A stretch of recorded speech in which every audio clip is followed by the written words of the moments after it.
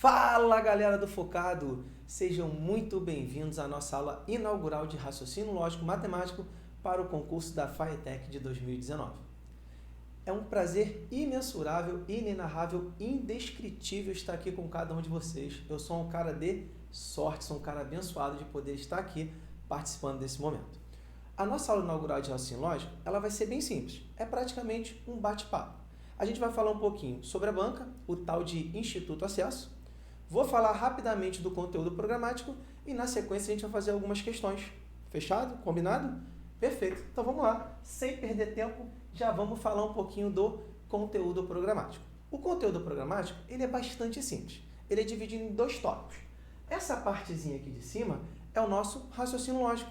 A gente vai falar um pouquinho de proposições, tabela verdade, operações com os conectivos lógicos e, sobretudo, o que é mais importante e confunde um pouco os alunos, aquela parte lógica de argumentação e diagramas lógicos, tá bom? E também temos aqueles probleminhas, que a gente chama de raciocínio matemático, verdades e mentiras, associações lógicas, princípio da casa dos pombos, um pouquinho de sequência lógica, são basicamente esses assuntos que a gente vai ver na parte de raciocínio lógico. E essa parte aqui abaixo é a parte de matemática, que os assuntos são todos conhecidos dos alunos. É basicamente um pouquinho de matemática do ensino fundamental com um pouquinho de matemática do ensino médio. Beleza? Tranquilo, né? Qual a notícia boa? O Instituto Acesso é uma banca cujas questões são de complexidade muito simples, não costuma ter pegadinha. Então a gente não deve ter muita dificuldade, tá bom? Não devemos ter muita dificuldade na hora da gente interpretar principalmente as questões. Dá para a gente tirar de letra as questões da banca do Instituto Acesso, tá bom? A gente não deve ter pegadinha e nem tampouco questão de complexidade alta. Eu imagino uma prova bastante tranquila, beleza? Então vamos lá, vamos começar a resolver algumas questões da banca para que a gente possa pegar a essência dessa banca. Vamos lá. Tá aí a nossa primeira questão, beleza? É uma questãozinha que versa sobre noção de probabilidade. Olha o que a questão diz.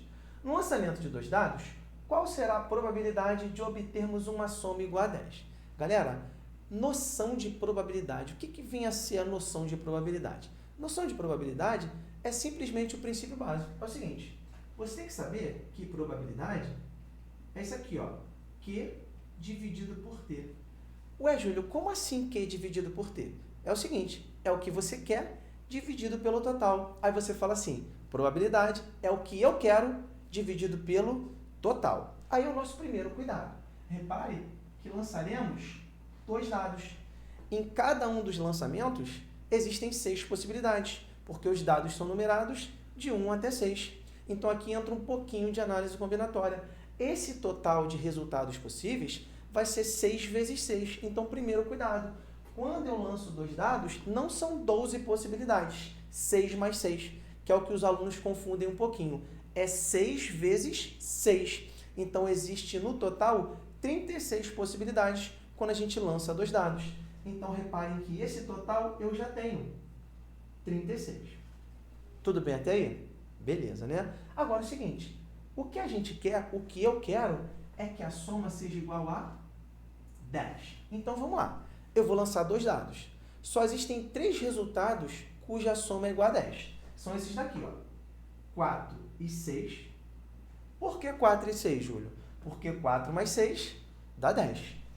6 e 4, que é o resultado inverso, 6 mais 4 dá 10. Ué, Júlio, 4 e 6 e 6 e 10? Sim, em probabilidade a ordem sempre importa. Já anota isso. De novo, em probabilidade a ordem sempre importa.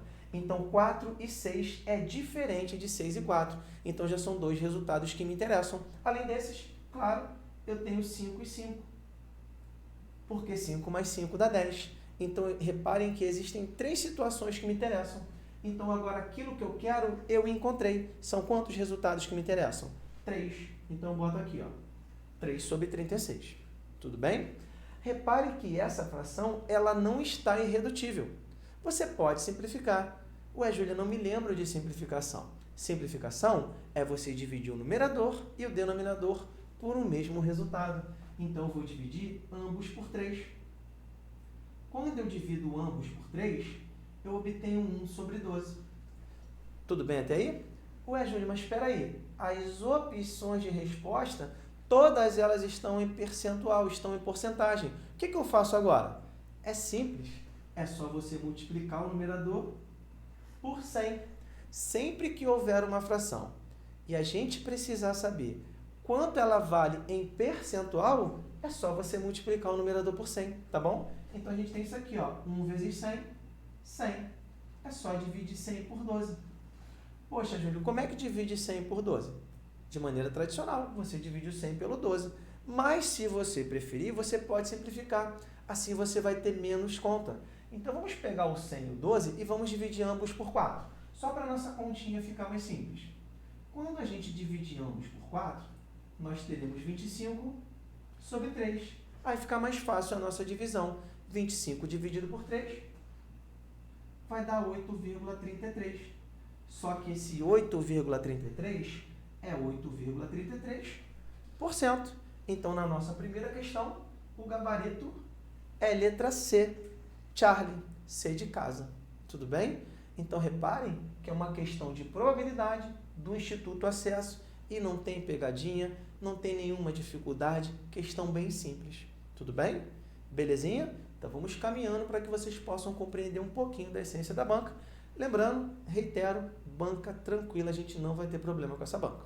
Tudo bem? Belezinha. Então, qual vai ser o esquema? Eu vou apagar e, na sequência, aí, vocês têm o material em PDF, vocês vão acompanhando as demais questões. Belezinha? Show de bola, vamos nessa.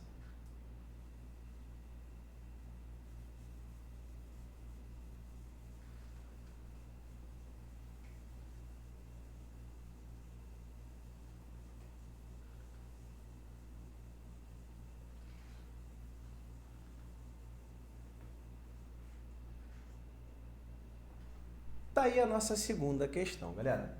Essa questão, ela trata sobre média, noções de estatística, uma questão muito tranquila, tá bom? Então, aqui a gente tem a questão na íntegra e como a gente está com o espaço apertado, eu vou para o próximo slide para a gente poder resolver essa questão. Tá aí. É o seguinte, galera. Aqui, x, y e z, conforme o enunciado da questão, representam as populações das referidas cidades. Cidade X tem uma população de X pessoas, cidade Y tem uma população de Y pessoas e a cidade Z tem uma população de Z pessoas, tá bom? E aqui nós temos os salários médios. O que a questão quer saber? A questão quer saber o salário médio das 3 cidades juntas, tá bom? Então vamos lá, vamos lembrar o que é média. É o seguinte, a gente encontra a média quando a gente divide um somatório por uma determinada quantidade. Então, se eu pegar um somatório e dividir por uma quantidade, eu chego a média. Beleza. Aqui nós temos as médias, tá bom? Só que nós não temos o somatório e nem temos a quantidade. Então, preciso de um desses dois para eu começar a trabalhar. E o que a gente vai fazer? O enunciado diz que a população de X é o dobro de Y, que por sua vez é o dobro de Z. Então, vamos atribuir valores. Vamos fazer o seguinte, vamos falar que aqui na cidade Z existe apenas uma pessoa, tá? Vamos atribuir valor. Na cidade Y, 2 pessoas. E na cidade X, 4 pessoas. Então, reparem que a quantidade de pessoas da cidade X é o dobro da quantidade de pessoas da cidade Y, que, por sua vez, é o dobro de pessoas da cidade Z. Então, já tenho as quantidades. Agora, o que eu vou fazer, galera? Eu vou pegar e vou descobrir o somatório para eu poder chegar à média das 3 cidades. Mas, Júlio, como é que eu vou fazer esse somatório? É muito simples. É só você multiplicar a quantidade de pessoas pela média. Seria isso aqui, ó. Se eu pegar a quantidade e multiplicar pela média, eu chego ao somatório. É o princípio da voltinha que a gente aplica em média. Tudo bem? Então, vamos lá, gente. Olha só. 4 vezes 500 dá 2.000. Então, 2.000 é o somatório referente à cidade X. 2 vezes 600, 1.200. Então, 1.200 é o somatório referente à cidade Y. E 1 vezes 1.000, que dá 1.000, é o somatório referente à cidade Z. Agora, a gente vai somar todo mundo e vai dividir pela quantidade, chegando à média. Então, reparem que a quantidade passou a ser 4 mais 2 mais 1. Então, quantas pessoas existem se consideradas as 3 cidades? 7. E a gente vai somar 2.000 mais 1.200 mais 1.000. Essa soma aqui dá 4.200. Então, a média das 3 cidades vai ser o somatório das 3 cidades dividido pela população das 3 cidades, que é igual a 7. Então, está aqui, ó, a nossa média vai ser 4.200 dividido por 7.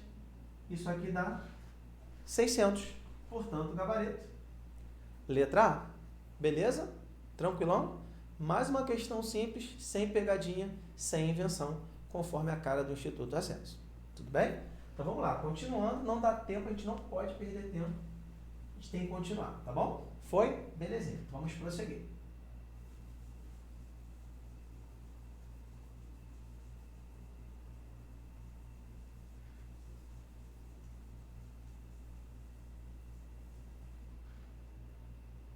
Terceira questão, gente. Vamos lá. Essa terceira questão, basicamente a gente precisa saber um pouquinho de equação do primeiro grau, tá bom? Associada à porcentagem. Vamos lá, vamos conferir isso daqui. Olha só. Antônio realizou, como de costume, atividade física matinal na pista de corrida de seu condomínio. Daí, nada demais. Sabe-se que uma volta nessa pista mede 800 metros. Já é uma informação relevante. Uma volta igual a 800 metros. Beleza. O Antônio parou para amarrar o cadarço do tênis quando faltavam 10% para completar a 5ª volta na pista. Então, vamos analisar. Cada volta, 800 metros. Ele parou quando faltava 10% para completar a 5ª volta. Então, qual a conclusão que eu tenho? Que ele fez 4 voltas completas. E cada uma dessas voltas tem 800 metros. Então, observe que nas 4 voltas completas, ele percorreu 3.200 metros. Agora, vamos à parte de porcentagem. Se ele parou quando faltava 10% para completar a 5ª volta, faltava 10% de 800 metros. Então, o que a gente pode fazer? A gente pode calcular 90% de 800 metros. Por quê, Júlio? Pensa comigo.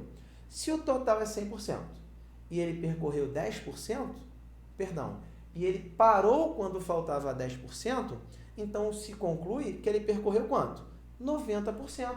Então, basta a gente calcular 90% de 800, que eu vou saber a distância que ele percorreu quando parou.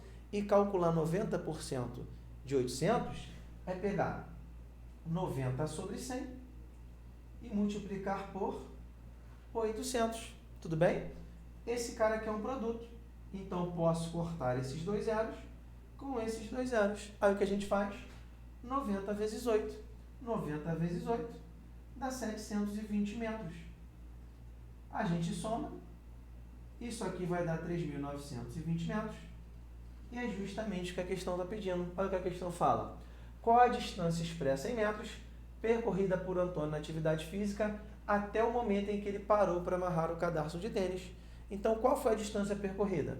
3.920 metros. Portanto, gabarito, letra A. Eu sei que alguns alunos estão se perguntando, Júlio, eu não podia fazer diferente? Eu calculava 10% de 800 e tirava a diferença. Claro, claro que você pode. Como assim, Júlio? Me explica. É simples, olha só. Se ele parou quando faltava 10%, o aluno podia calcular 10% de 800. E 10% de 800 é igual a quanto? 80. Então, ainda faltava quanto para ele fechar? 80. Como a volta tem 800 metros, o aluno fazia 800 menos 80 e chegava aos mesmos 720 metros que a gente encontrou quando a gente calculou 90% de 800. As duas formas estão corretas. Tudo bem? Beleza? Show de bola. Então, mais uma questão aí que a gente fechou sem nenhuma dificuldade. Legal? Então, vamos prosseguir. Gabarito da questão número 3, letra A.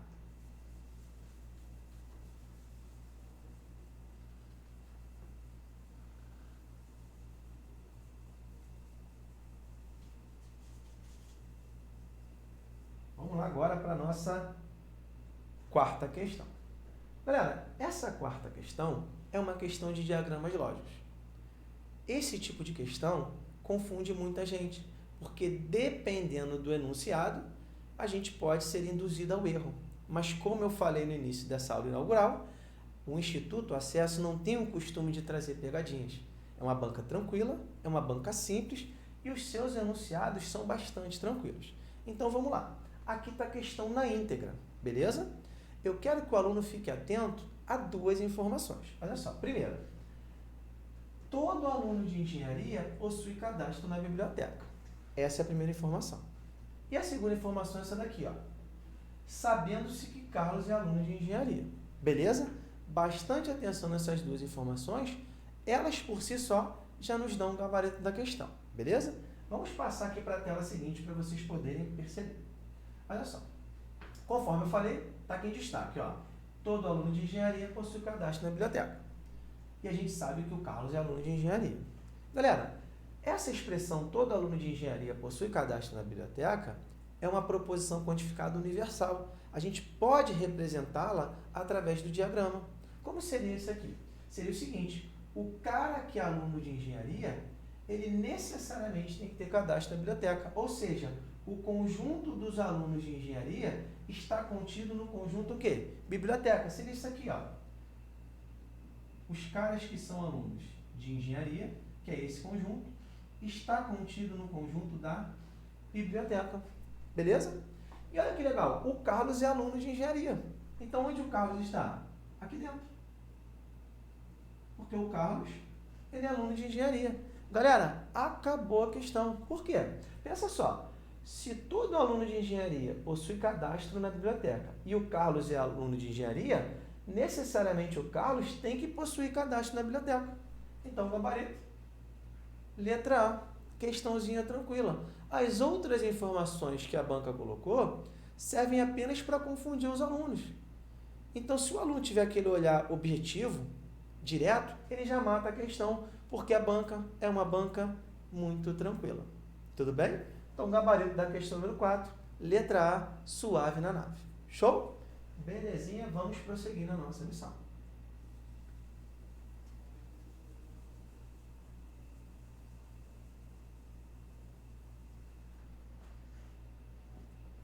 Quinta questão, vamos lá. Uma fábrica consegue montar 10 aviões com 200 técnicos trabalhando 10 horas por dia. 3 grandezas. Então, uma regra de 3 composta. Vamos lá. Nós temos os aviões, nós temos os técnicos e nós temos horas por dia. Então, vamos lá.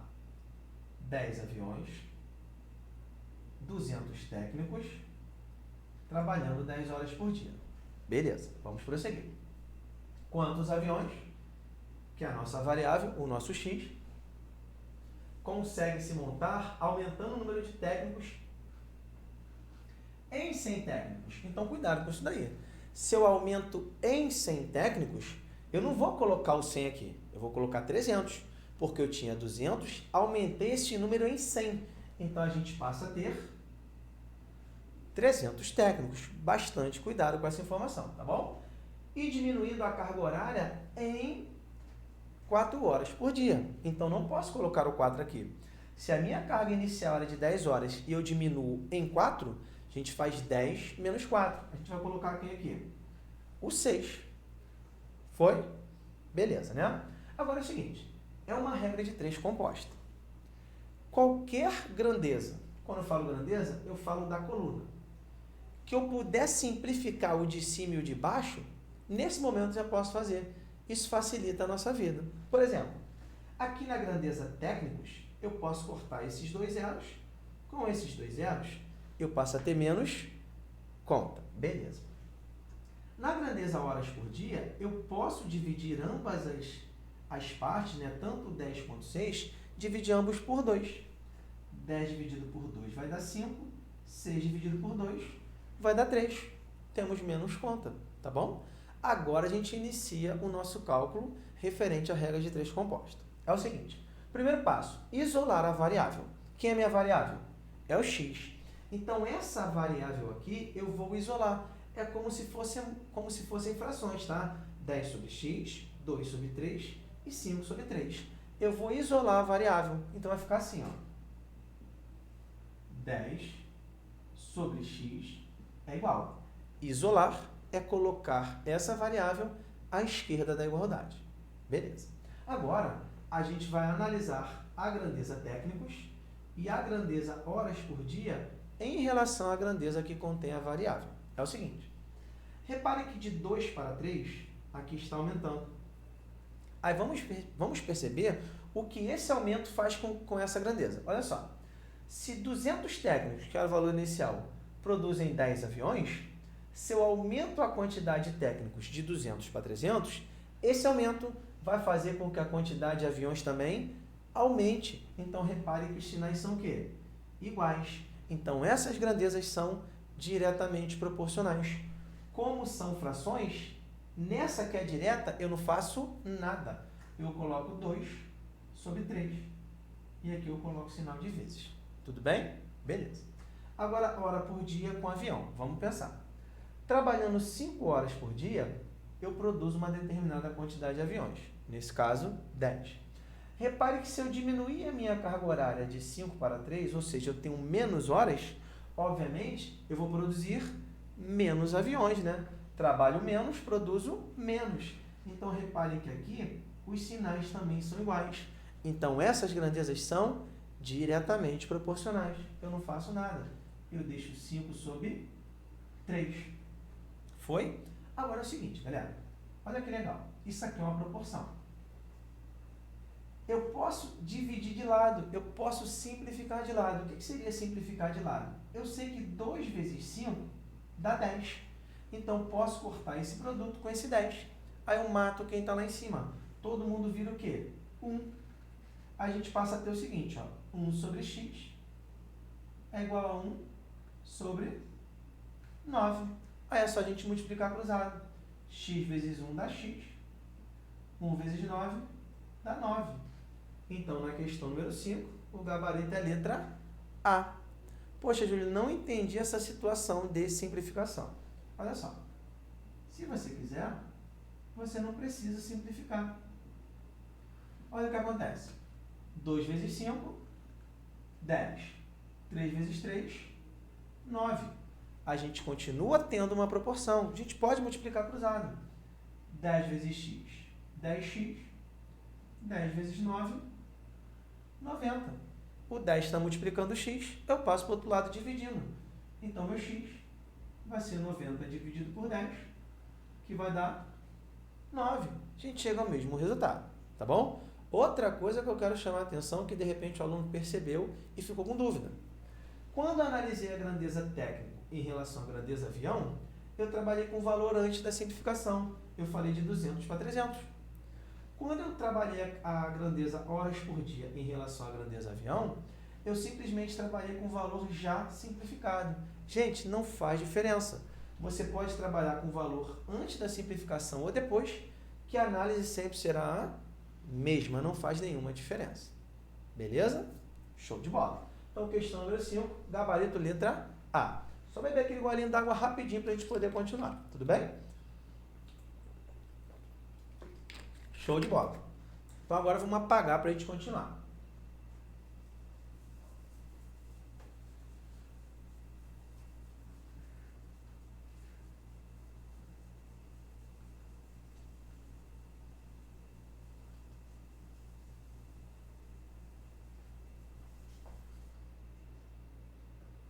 Tá aí a nossa sexta questão, galera. Conforme a gente está percebendo, espero que vocês estejam percebendo, as questões são tranquilas e a banca ela é tranquila. Eu insisto em falar isso, tá bom, galera? Então basta o aluno ter atenção na interpretação da questão, que ele não vai errar nunca uma questão da banca Instituto Acesso da minha matéria. Tudo bem? Beleza. Vamos lá. Questão número 6. Se o Flamengo ganhou, então ele é campeão. Logo, podemos afirmar que 2 pontos. Observe que a questão não te falou se ela quer valoração lógica, ela não te falou se ela quer uma negação, ela não te falou se é uma equivalência, ela não falou nada. Ela te deu uma proposição e falou, olha, logo podemos afirmar que. Galera, nesse tipo de questão, é só você trabalhar a equivalência lógica. É só você pegar uma proposição logicamente equivalente a essa e acabou o teu problema, beleza? Então vamos lembrar. Se o Flamengo ganhou, vírgula, então ele é campeão. Nós temos uma condicional do tipo P, então o quê? Tá legal? Onde o Flamengo ganhou é o meu antecedente, que representa a minha proposição P, ele é campeão. É o meu consequente que representa a minha proposição Q. Uma de suas equivalências, quando eu falo de suas eu me refiro a condicional, é o tal do nega em X. E eu vou dar um exemplo antes de resolver a questão. Por exemplo, se eu falo assim, ó, se estudo, então passo. Tranquilo? Se estudo, então passo. Eu quero a equivalência dessa proposição. E vou usar a equivalência do nega em X. O que é negar em X? O consequente vira antecedente, o antecedente vira consequente. E a gente mantém o conectivo da condicional. Só que quando a gente faz essa inversão, a gente faz negando. Por isso que a gente nega em X. Então vai ficar assim, ó. Se não passo, então não estudo. Acabou. Uma das equivalências da condicional nega em X. Troca as posições referentes ao antecedente e ao consequente, negando as proposições, e você mantém a condicional. É o que eu vou fazer aqui, ó. Quando a questão diz que o Flamengo é campeão, esse aqui é o consequente. Ele vem para frente, vai ficar assim, ó, que o Flamengo não é campeão. Então, o consequente virou antecedente. E agora, o antecedente, que é o Flamengo ganhou, vai virar consequente, só que negado. Vai ficar que o Flamengo não ganhou. E a gente mantém o conectivo da condicional. Então, a equivalência, se o Flamengo ganhou, então ele é campeão, vai ser o seguinte: se o Flamengo não é campeão, então ele não ganhou. É o que está justamente na letra C. Olha aqui, ó. Se o Flamengo não é campeão, ó, não é campeão, ele não ganhou. Tá aqui, ó, não ganhou. E o conectivo é o C, embora esteja implícito, o então está aqui presente. Portanto, gabarito, letra C. Show de bola? Beleza? Já está acabando nosso bate-papo. Pode relaxar que está acabando, gente. Bem tranquilo. Faltam apenas 2 questões. Belezinha? Vou apagar.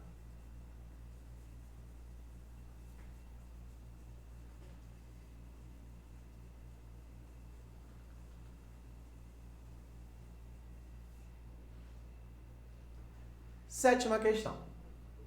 Sabendo que a proposição se Antônio prefere viajar de carro a avião, então Antônio tem medo de viajar de avião.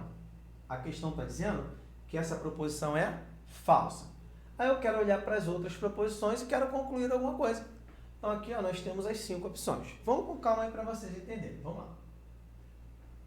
Quando a questão diz que essa proposição é falsa, ela é uma condicional. A gente pode olhar para a tabela verdade ou até mesmo para a regra de negação, tanto faz. Eu vou olhar para a tabela verdade. E eu tenho certeza que vocês se lembram disso. Se eu tenho uma condicional e ela é falsa, necessariamente o meu antecedente tem que ser verdadeiro e o meu consequente tem que ser falso. Esse é o único caso em que a condicional é falsa, beleza? Então, o que acontece? A proposição Antônio prefere viajar de carro a de avião, ela tem que ser verdadeira, porque é o antecedente. E a proposição Antônio tem medo de viajar de avião, ela tem que ser uma proposição falsa. Repare que o antecedente verdadeiro e o consequente falso fazem da minha condicional uma proposição falsa. Agora, gente, com base nesses valores, eu vou analisar as assertivas e vou verificar aquela que bate. Vamos lá, vamos conferir. Olha só, letra A. Antônio prefere viajar de carro a de avião. Essa proposição é o quê? Verdadeira. Então, eu sei que esse cara aqui é verdadeiro. Esse E, ele é um conectivo lógico. É a nossa conjunção. Beleza? E olha a outra proposição. Antônio não tem medo de avião. Para. Antônio tem medo de viajar de avião é uma proposição falsa. Então, Antônio não tem medo, ou seja, ele não ter medo vai ser uma proposição verdadeira. É justamente o contrário. Aí vamos pensar. Eu tenho uma conjunção ligando duas proposições verdadeiras. Aí vem a tabuada lógica, vem a nossa tabela verdade. A conjunção, ela somente é verdadeira quando as duas proposições são verdadeiras. Então, se eu tenho duas proposições verdadeiras e o meu conectivo é o E, é porque essa proposição é o quê? Verdadeira. Então, o gabarito é a letra A. Tudo bem? Eu vou analisar as letras B e C só para mostrar que não vai bater o gabarito, tá bom? A gente já sabe que o gabarito é a letra A. Mas vamos lá. Antônio prefere viajar de carro a de avião. Isso aqui é verdadeiro. Aqui em cima. Antônio tem medo de avião. Antônio tem medo de avião, uma proposição falsa. E aqui é o conectivo E. A gente já aprendeu que o E somente é verdadeiro quando as duas proposições são verdadeiras. Então, como esse cara é verdadeiro e esse cara é falso, essa conjunção vai ser falsa. E a banca está dizendo que é verdadeira. Portanto, a letra B está incorreta. Beleza? Olha a letra C. Antônio não prefere viajar de carro a de avião. Gente, se Antônio prefere é verdadeira, Antônio não prefere só pode ser falsa. E eu nem preciso olhar para outra proposição. Por quê, Júlio?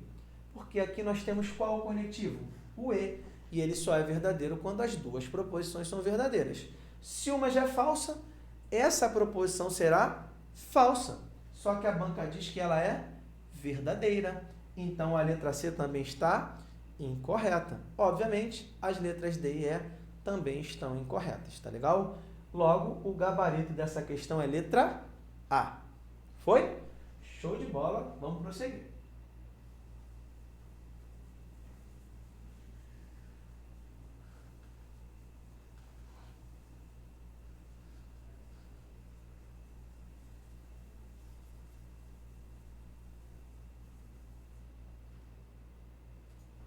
Oitava e última questão para a gente fechar a nossa aula inaugural, o nosso bate-papo matemático, tá bom? Essa questão, gente, ela versa sobre associação lógica. Só aqueles probleminhas envolvendo raciocínio lógico e raciocínio matemático, tá bom? Então vamos lá, vamos para a próxima tela para a gente entender. Aqui estão as informações e aqui está a tabelinha que a gente tem que fazer para poder associar, tá bom? Aí vamos lá. Primeira informação, Carlos não gosta de cinema. Então, galera, nesse pedacinho aqui, são as situações em que os caras não curtem, não gostam. Então, o Carlos, ele não gosta de cinema. Então, olha só, Carlos, cinema. Eu vou botar ok. Mas, Júlio, por que você vai botar ok? Porque ele não gosta de cinema. Aí, o que a gente faz? A gente elimina a linha e a coluna. Júlio, por que você eliminou a linha e a coluna? Porque se o Carlos não gosta de cinema, não é ele que não gosta de leitura, nem tampouco não gosta de reunião. E, obviamente, como ele não gosta de cinema, o Daniel e o Fábio não podem não gostar de cinema, tá bom? Por isso que você elimina a linha e coluna. Foi? Belezinha. Então, essa informação aqui já matamos.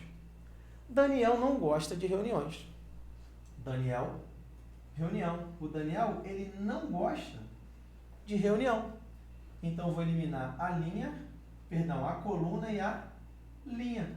Observe que sobrou leitura para quem? Para o Fábio. Então, o Fábio, ele não gosta de leitura. Então, já fechamos metade da questão. Essa informação já foi. Vamos lá. O paraibano não gosta de cinema. Nossa terceira informação. Quem não gosta de cinema é o Carlos. E o enunciado diz que o paraibano não gosta de cinema. Então, claro, quem vai ser o paraibano? O Carlos. Então, o Carlos vai ser paraibano justamente porque ele não gosta de cinema. Então, elimino a linha e elimino a coluna. Foi. O mineiro não gosta de ler. Gente, quem não gosta de ler é o Fábio. E a questão está dizendo que o mineiro não gosta de ler. Então, quem vai ser o mineiro? O Fábio. Então, tá aqui, ó. O Fábio é mineiro. Então, elimino a coluna e elimino a linha. E, por fim, vai sobrar aqui para o Daniel ele ser cearense, tudo bem? Então, fechamos aqui a nossa tabelinha de associação lógica. Agora é só a gente conferir o gabarito. Deixa eu voltar aqui. O gabarito, gente, é a letra A, que diz o seguinte, ó. O Fábio é mineiro e não gosta de ler. Vamos conferir. Ó, o Fábio, ele é mineiro, ó, Minas, e ele não gosta de ler, porque ele não gosta de leitura. Então, na questão número 8, o gabarito é a letra A. Galera, a gente está fechando o nosso bate-papo aqui, nossa aula inaugural de raciocínio lógico. Mostrei para vocês, com questões de diversos assuntos diferentes, que a banca ela não costuma trazer pegadinha, questões bastante simples, tá bom? É só o aluno ter atenção na interpretação da questão e a partir daí, com certeza, ele não vai errar nenhuma questão, beleza? Então a gente fecha a nossa aula por aqui, espero que vocês tenham gostado e sempre precisar, estou aqui à disposição, beleza? Tamo junto sempre. Grande abraço a todos.